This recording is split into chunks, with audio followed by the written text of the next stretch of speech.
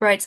Hi, everyone. Thank you so much for joining us today, and you're all very welcome to our 2026 Visual Arts Bursary Award Funding Clinic. We'll give a presentation for about 45 minutes maybe, and then there will be time for questions for 15 minutes at the end. Now, a couple of housekeeping items before we begin. Just to let you know, this information clinic is being recorded and it will be made available to you online after the session. So that will be on the Arts Council YouTube channel. We ask you that please, if any questions do come up during the presentation, if you could please put them in the Q&A chat box at the bottom of your screen, which is monitored by Visual Arts Assistant Justine Harrington, and she'll get back to you during the presentation, but we'll also collate some questions to answer at the end of the presentation. Now, if you'd like to turn on live captioning, you can do so by clicking Show Captions at the bottom of your screen, selecting Language, and then clicking Save. Now, before we begin, we'd just like to highlight that as part of our equality, diversity, and inclusion policy, we are committed to offering equality of access, opportunity, and outcomes to all potential applicants, regardless of their gender, sexual orientation, civil or family status, religion, age, disability, race, membership of the traveler community, or socioeconomic background. Now, as part of that, we have disability access support. So we make every effort to provide reasonable accommodations for people with disabilities who wish to submit an application. So if you do need help understanding or uploading your application, we ask that you please get in touch as early as possible before the deadline with the disability access team. It may be important to note here that we don't require a proof of diagnosis because we know it can be tricky to get in certain cases. So that is not required, but the disability access team, they can help you, like I said, with understanding your application, planning your application, understanding the guidelines, uploading it, but they can also answer any queries you might have with disability access costs. And we'll talk a bit more about those later. And I'll now hand you over to Claire Power. Great. Thanks, Aletta, and good morning, everyone, and thanks so much for joining us. Really appreciate your time as well. So the purpose then of the bursary clinic today, it's really an accompaniment to the bursary funding guidelines that are live and that are open at the moment. So this is to kind of go through the specific information that's in the application. From our perspective then, some tips on applying, and we'll have the question session, which I think will be really useful and valuable throughout, which is being monitored and managed by Justine, my colleague here as well. Thanks, Aletta. So in terms of the visual arts team, so my name is Claire Power and I'm the acting head of visual arts, and I'm joined here today by my colleagues Aletta Mayer, visual arts officer, Sabina McMahon, who will do the second half of the presentation, is our support manager in visual arts and will be working across bursary specifically. And we also have the external expertise of our visual arts advisor as well, Valerie Connor, who's the advisor for organisations. So I'd ask that any general queries that you have or any queries about the awards to please address them to our general email address, visualarts@artscouncil.ie. And that's overseen by Justine, who will kind of reply to your kind of questions, any follow-up questions you have, and we'll triage them as well if either I or Sabine or anyone else needs to get back to you. So thank you. So all of our work at the Arts Council is informed by our 10-year strategy, which is making great artwork. The strategy it runs now until this year, 2026. And the kind of twin pillars of our strategy are the artists and public engagement. So all the work that we do is in kind of achievement of our kind of goals set under artists and public engagement, and very much the visual arts policy and strategy is aligned to that. And I suppose just to say briefly that we're really excited at the Arts Council that this is a year of strategic renewal for us, which means that we are working currently on our new 5-year strategy for developing and funding the arts in Ireland.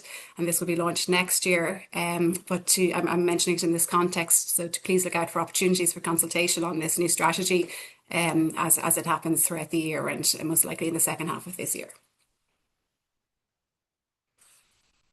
Okay, so the Bursary Award in particular, the Bursary Award is a development award at the Arts Council. It's very important to the work that we do, both across the organisation, the art form awards, but specifically within visual arts. It's a hugely important award for us. As you know, the applications, or we're open now for applications, and the deadline for submission is 5:30 p.m. on the 12th of February. So it's just really important to kind of make that deadline as well. So to kind of give you some idea, I suppose, of the competitive context for the Bursary Award, you'll kind of see the figures and the stats here. So really in recent years, we have seen a huge increase to the number of in the number of applicants applying to the Visual Arts Bursary Award, particularly between the years, I would say 2023 to 2024, and it continues to kind of grow last year as well. So last year we received 883 applications to the Visual Arts Bursary Awards across the two rounds, and we were able to fund 137 of those applications. So it's a really high competitive context. I think it's important to kind of know that, to kind of know what you're entering into if you're thinking of making an application. So 16% was the success rate. And I've just can maybe pause and kind of consider that as well in making your application.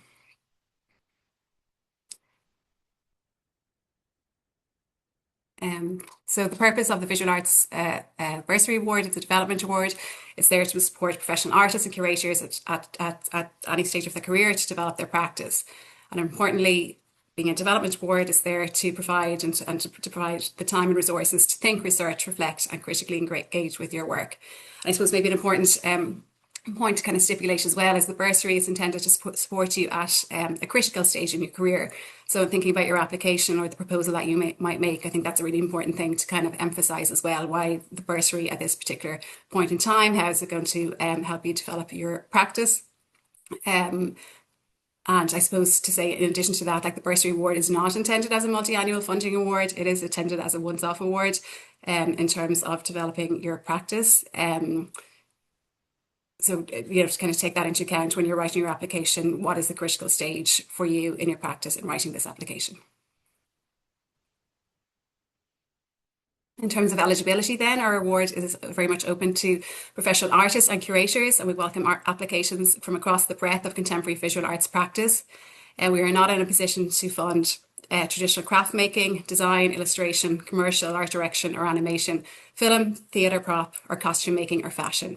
So I'd advise, I suppose, if you're kind of working in these fields, that you would look elsewhere for funding, and what we fund in the visual arts, these areas would be outside the scope of the visual arts funding. So there are kind of some specific changes to the Visual Arts Bursary Award this year, and I imagine people on the call now will be kind of interested to know about it. We have introduced a third strand, so strand one for emerging artists. And the value of that strand is €10,000, and up to 5 artists will be supported both in this round and in the next round, so 10 overall this year. It's a pilot strand, it's something we've introduced, and we would ask artists, I suppose it's an open award in a sense, so it's emerging artists, but we're asking artists to self-identify, so you self-identify as emerging, and the criteria that we have is that you haven't received in the past a bursary award, a next generation award, or a Markovich award. And I suppose emerging can mean, different things. You could think about this award potentially as a pathway award if you might have received 1 or 2 agility awards, but you haven't been successful yet with bursary. I would say it's not specifically related to age or years out of college. Someone could be 7 or 10 years out of college or longer and still emerging. I suppose there's also the idea that, you might be re-emerging in your kind of career as well, or in your practice, like later in life, or having taken a break. So I think that's kind of important to stipulate as well, that it's not purely, it's not based on age, or it's not based on number of years out of college, and we're asking artists to self-elect. So as an emerging artist, it's important to note that you can also apply for strand 2, visual artists. You're not excluded from applying from that, so you can apply to that also. And also the agility awards will be offered again this year. So we'll have more information on that later as well. Okay, so what you can apply for in terms of the purpose of the bursary award and the I suppose the emphasis of applications is quite similar across the 3 strands, with some kind of distinctions. So for strand 1, emerging artists, you can apply for the time and resources to develop your artistic practice, to develop a body of work, or to re-engage with your practice. So that's about the idea of re-emerging, re-emerging with your practice after a break. Strand 2, visual artists, you can again see it's very similar. It's about developing support of time and resources to develop your artistic practice, to develop a body of work, re-engaging with your practice after a break. And this is a distinction, I suppose, re-evaluating your practice, where you've had kind of that intensive deadline, project focused, outcome focused period work. So it's an opportunity then to reevaluate your practice within the context of bursary. Thank you. And then we have strand three is for curators, and that's intended and importantly to develop your independent curatorial practice. That can involve the planning, researching, developing a body of work. Again, similar to the previous strands, re-engaging with your practice after a break or reevaluating your practice after a specific kind of project-driven, outcome-driven, busy period.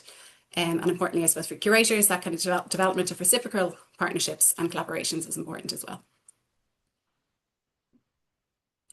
So the bursary can support you with different costs in terms of your practice. So it can support you with studio and workspace costs, research and training costs, cost of residencies, cost of working with mentors, collaborators, and you can include materials up to a maximum of 15% of the bursary, of the value of the bursary award.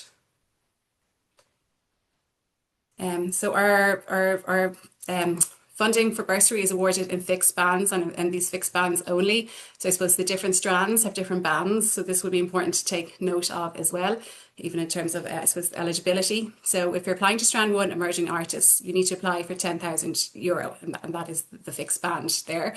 For strand two, the fixed bands are 15,000 and 20,000 for strand two visual artists. And for strand three curators, the bands are 10,000, 15,000 and 20,000. So it's really important that you apply for the one of these bands that's relevant in your strand. And unfortunately, well, requests below 10,000 or above 20,000, they will be ineligible. So please, don't make an error there, because we don't want to make anyone ineligible. And it's really important as well. The bursary award is really fundamental in terms of developing your practice, and that's about spending time and spending resources. And it's really important to pay yourself a fee for that, and that fee, to emphasise, can be up to 100% of the award. So you don't need to include the additional costs, but obviously you do where they're relevant to your proposal, but the fee can be 100% of the award. And it's really important as well, where you say you're working with collaborators or mentors, that there's evidence of fee for those, and that's where relevant, not for every application. And this year as well, we are delighted in round one 2026 to be able to offer an additional once-off bursary award, and that's to commemorate the late print artist Mary Farrell Powers.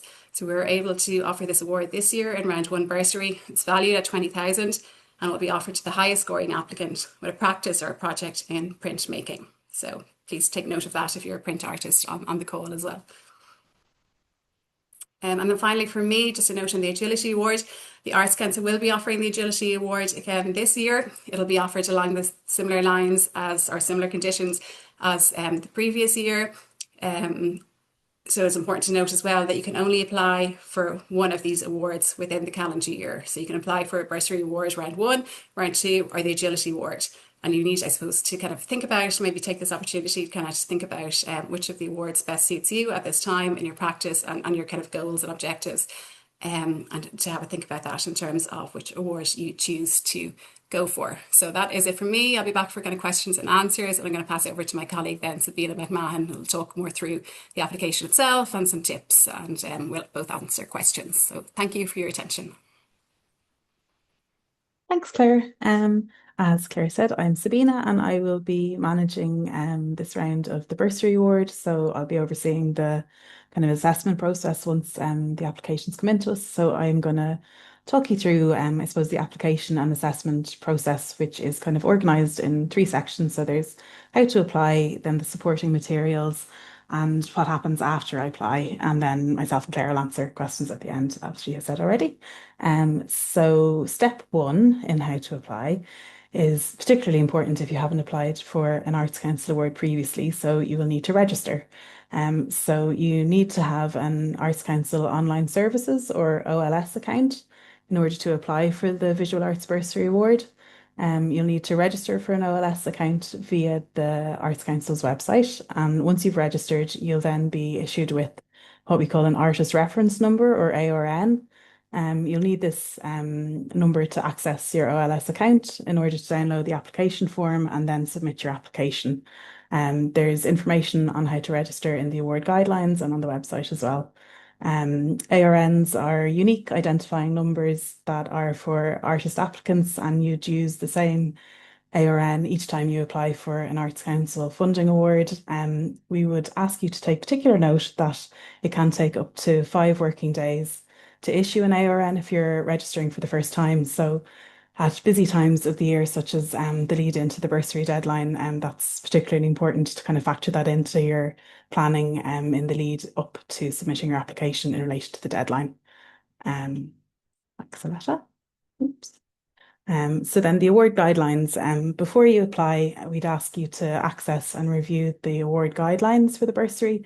They're available to read or to download as the PDF from the Visual Arts Bursary page through the funding opportunities section on the Arts Council's website. They're broken down into about 5 sections. So there's about the award before you apply, completing your application form, submitting your application, and then finally, after you apply, what happens. So we're kind of covering the key points from the guidelines here, but we would stress that it's important for applicants to take the time to read the guidelines in full. And then if there's anything that isn't clear or you don't understand, you're welcome to contact the team here and we can help clarify any questions that you might have about them before you make your application. So once you have your OLS account and you have read the guidelines, you can move on to the applying stage of things through the application form. So the form is a Word document that has special rules and formatting built into it, and it's also character sensitive. So there's a very strict kind of word count / character count built into the little kind of answer boxes on it. You can watch a video guide on how to download, complete, and then upload your application form from a link that's included in the guidelines. It's just hosted on YouTube, so it's kind of widely available.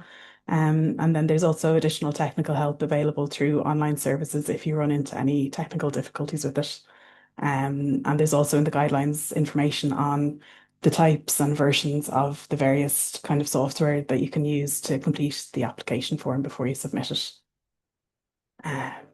So the form's broken up into 3 sections. There's general information, your proposal, and then the kind of budget financial section.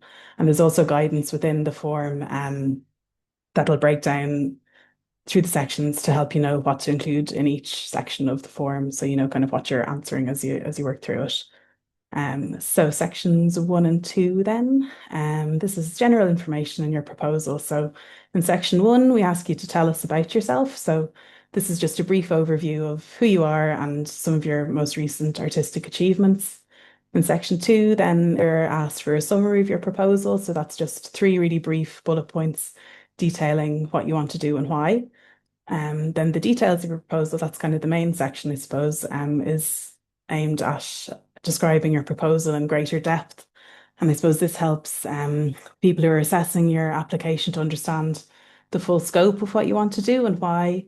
So in this section, you could include some practical explanations of the activities you're proposing, some of your artistic goals or ambitions, and then also if you're planning on working with mentors or collaborators, you could give a bit of information, I suppose, about their planned contributions and how you intend on working with them. Then there is your application and the assessment criteria. So that's a short opportunity that a short paragraph that gives you an opportunity just to describe how you feel your application meets the assessment criteria for the award. And we'll go through the criteria in a couple of minutes. Then the key activities are kind of straightforward. It's just a list of what you plan to do and where and approximately the amount of time you'll spend on the activities. And then also the people involved in your proposal. This is just kind of a simple list of any other artists or individuals or groups or organizations that will be involved in your proposal and the nature of their involvement. So just kind of their role if they work in an organization and how they're going to contribute or how they're going to help you, I suppose, work towards the development of your work through the proposal. Then finally, section 3, so expenditure, income and request. This is basically the budget for your proposal. So there are 2 tables in this section of the application. There, one for itemizing and totaling the expenditure relating to your application, and then another for any income that's associated with it. And we would say that when considering your budget, you should also include any in-kind supports that you have. So anything that your proposal receives that's not financial. So if someone is providing you with space or equipment or expertise, that'll kind of contribute towards the delivery of your proposal without charging you a fee. If you expect any of that kind of in-kind support, you should put a financial value on it and include it in your budget. and just so we can see all the kind of like incomings and outgoings against what your work is. Then the final section in that part of the application form is the amount of funding that you're applying for. So this is how much are you requesting from the Arts Council. And it's important that this amount should equal the difference between the total expenditure you've recorded and the total income. And it should be one of the banded amounts that Claire had talked through earlier for whichever strand of the award that you're applying for. And it shouldn't exceed any of those amounts unless it also includes a personal disability access cost request. So we'll talk a little bit about those now in the next slide. So as Aletta kind of outlined at the start, we're committed to making funding schemes and the work we fund more accessible. To meet this goal, we're offering financial supports to remove barriers for artists and participants with disabilities, known as disability access costs. So for personal disability access costs, these should help remove barriers for artists or participants with disabilities who are delivering your proposal. So that could be either you yourself as the artist applicant or others who are involved in delivering the activity. So if you're working with collaborators or mentors who might have access needs as well.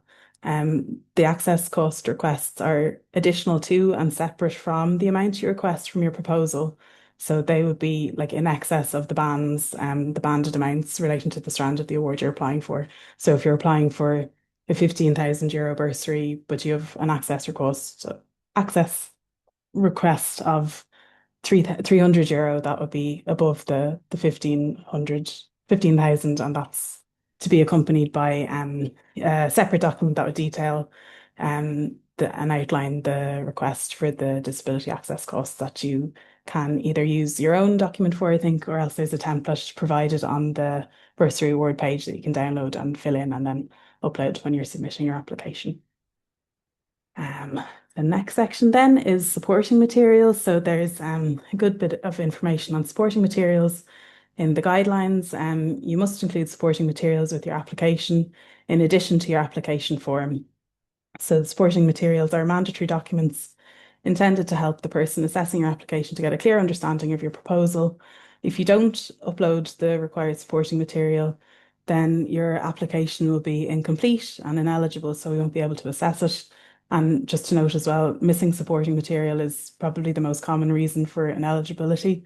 So it's really important that you take the time to prepare and upload your supporting materials along with your application forms.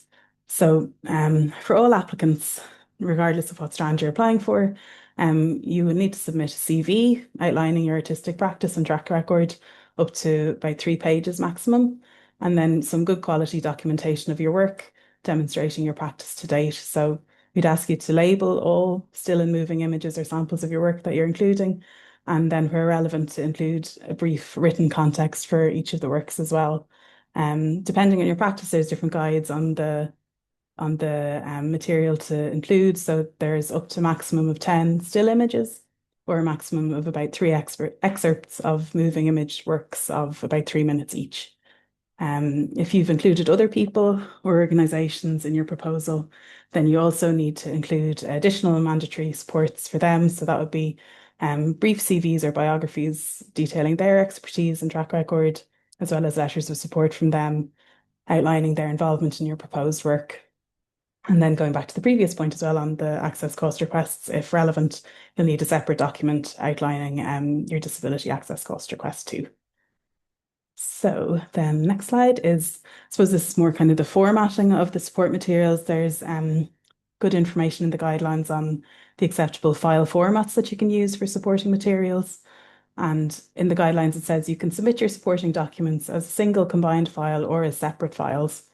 So you don't have to do this, but we do welcome and appreciate applications that gather all the supporting materials into one file, as this makes it a lot easier for staff and assessors and the peer panel to access and review the material. We'd recommend, if you want to do that, perhaps saving it as a PDF, just so any formatting or nice kind of layout that you have there is preserved once it's uploaded. Equally, we would say that you don't have to do this, and there's definitely no penalty for submitting your support materials as individual files. If that's easier for you, you can still upload 10 JPEGs on a separate image list if you want to, but if you would like to combine everything in a PDF, that's great as well. So now there's a quick kind of like reminder recap here.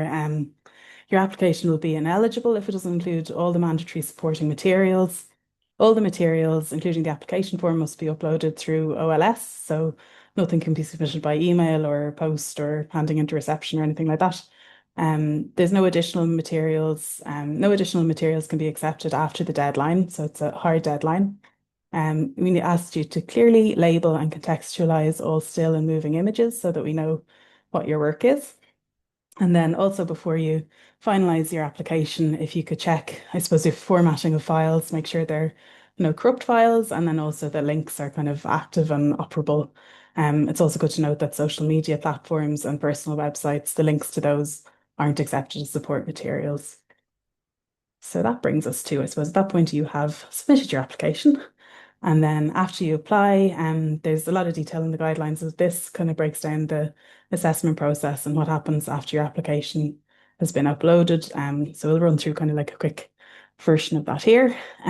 So once you submit your application, you'll receive an email saying that your application's been submitted, and then you'll get a separate email with your unique application number. We'll then check your application for eligibility. If it's eligible, it'll be assessed by an external assessor and Arts Council staff. Each of the applications is assessed against the three award criteria and either shortlisted or not shortlisted. If it is shortlisted, it goes forward for review by a peer panel. So this would include either a current or former Arts Council member acting as a non-voting chair, and there would be four external adjudicators from the sector who could be a mixture of artists, curators, other kinds of art workers or practitioners who would bring their expert views to the process, and they also make the final funding decisions then at the panel meeting. From the date of the deadline, when you've submitted your application to the decision letters being issued, it usually takes between 12 and 15 weeks, depending on the number of applications we receive. And so decisions, oh, sorry, I don't have a deadline for it. Yeah, sorry. So whether you're funded or not, shortlisted or not, once you've received your decision letter, you can then request a copy of your assessment text for your information or records. So now, what are assessors looking for? So basically, I suppose assessors are looking for applications and proposals that align closely with the three award criteria, which are noted here. And then to give you a bit more detail on each of those, artistic quality focuses on your previous practice as well as the nature of the proposal. So we'll be looking at things like your track record and potential, the proposed activities, your current practice, the ambition, originality, and competency, and the quality and suitability of any mentors or collaborators or partners that you're proposing to work with as well. Meeting the objectives and priorities of the award. So the award, as Clara said, emphasises the value of and benefit that an extended period of engagement with your practice at a critical point can bring to an artist or curator's development. So we consider how much your practice might benefit from the proposed activities, how it might develop as a result of this, and then the extent to which those proposed activities align with the award. Feasibility is, I suppose, kind of straightforward. It's looking at how doable what you propose seems to be based on the information you've provided us with. So we'd consider time frame, timetable, schedule, the budget, whether the amount of funding you requested is suitable for the nature and duration of the work that you're proposing, and then if relevant, the availability of other supports or partners that you've identified in the application. So finally, we have a few top tips. So we'd ask you again to read the guidelines carefully and to use the application form checklist. So there's a list at the end of the application form that you can use to kind of tick off your progress through the application process up to the point of submission. So that's kind of useful to use. Use your application form strategically. I think that kind of harkens back to what Claire was saying about kind of critical point that you might be at your career and how you kind of articulate that and position your proposal in relation to that idea in the application. Check your eligibility for the award, and you can always contact us if you're unsure. Plan your budget and include artist fees. We want to make sure that everyone's paying themselves fairly and any kind of collaborators or people that they're working with fairly as well. If you're working with a mentor, break down your costs and provide an outline of the program mentoring, what it will be. Plain English. Through the course of the assessment process, lots of different people will be reading your application. So we don't need any kind of like fancy art speak, and just kind of clear, plain language that's easily understandable by lots of different people would be brilliant. Remember, again, it's a competitive award. We receive far more fundable applications that we can fund. So it is competitive, and we'd also recommend you ask peers if you have artist or curator friends to read over and check your application just as kind of a sense check, I suppose, before you submit it. Equally, from a kind of plain English point of view, it might be a good idea to get a non-art person to read it just to make sure the language and kind of what you're proposing all kind of line up and are saying what you want them to say. So I think I'm handing back to Aletta now to go through some resources for you. Yes, thank you, Sabina. So, just to point out some useful resources and contacts, on the Arts Council website, you can find the Our Funding Decisions page, which and there you can see our past funding decisions, which might be interesting to note who we funded in the past. On our website as well, there's the funding schedule for 2026, so you can see all the awards we'll offer this year. The Arts Council monthly newsletter is great to subscribe to. We would really recommend it. It updates in terms of awards opening and closing, also other updates from the sector. So it's really a handy way to stay up to date. Then there's the Arts Council YouTube channel.